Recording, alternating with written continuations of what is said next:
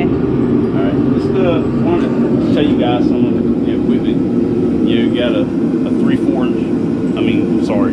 burner forge. This is an old, this is somewhere in the neighborhood of around 300 to 270 year old mouse hole, CNA mouse hole anvil. I like working on this one some. I mean, it's really old, so I'm really careful with it. No hard steel. I mean, if it's not hot, you know. But you see the anvil stand I made it out of. I've got a video on this too. Made out of 4x6s, and you can see how 2x4s and some 1x did all that good stuff. 1/2 inch washers, nuts, and all thread. It's not finished yet, but I mean, you know, it's just how you can build one. Got another little anvil stand for when I travel, you know, and you've got the device. Got a old Smith's vise that I've got to finish on this table. I got to clean it back up again, but yeah, it's just these are just some of the tools you'll need, you know, if you're interested in getting into blacksmithing, whether it's you're serious about it or you're just wanting to kind of tinker around or whatever.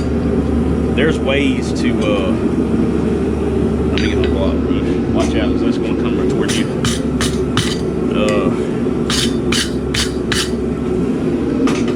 That you can get into it cheaply.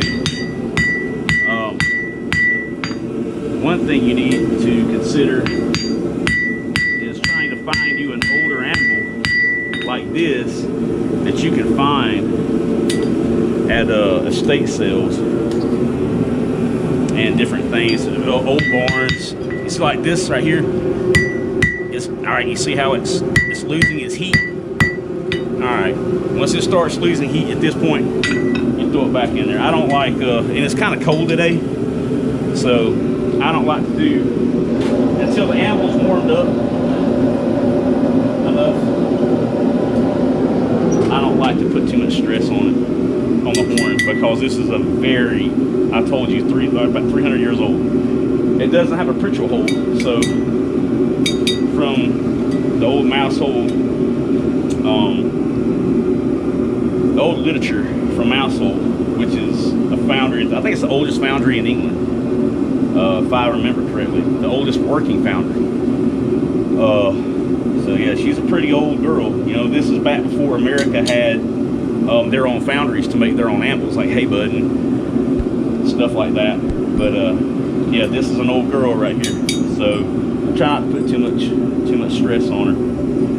She's semi-retired, but it's still nice to work on something, you know, that you wonder how many people had their hands on it and how many people worked on this anvil over the 300-year period. You know, it's really fascinating to think about that. You know, the men that worked on this anvil, you know, over the years, what they were doing, you know, what jobs they had, you know, did they shoe horses? Were they just, you know, were they blacksmiths only? And just it's amazing, you know, the history, and just a piece of steel and iron, you know. But anyway, just want to show y'all some of the tools. Hammers, I'm not going to show you the name. You can message me or whatever, comment, and I'll tell you. But the way YouTube and everything is with the copyright strikes and all this kind of stuff, I won't even wear a ball cap. So I just, you know, not with the logo on it. Yeah, with a logo on it. So this is why I'm wearing one of the cowboy hats. So anyway, because just in case you wonder, you know, why, you know, that's why. So anyway, these are ready to go. They're green. So we'll get back with y'all here in a little bit.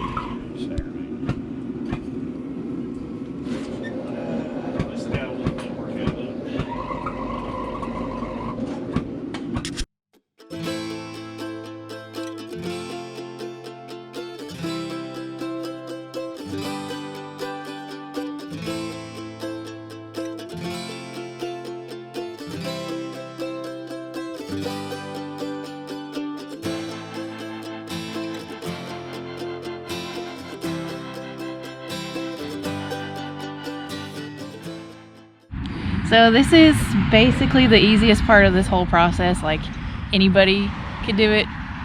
All you do is just follow the instructions on the back of the can. It's not hard at all. But you just get you any kind of container that your stain is not gonna ruin or eat through. Ours is just glass, but they do sell some at Lowe's.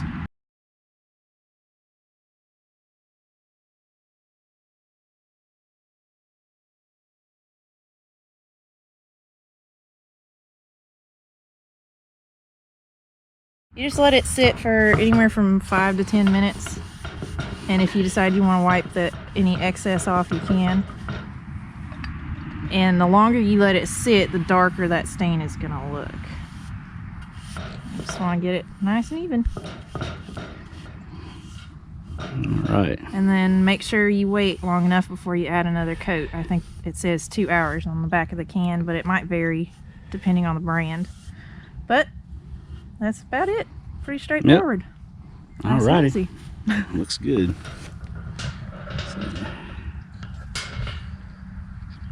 And see how it looks a little darker on the new paint. This is one that's been sitting for a little while. Let's see. So you might be able to see a difference. Yep. All right. Looks good.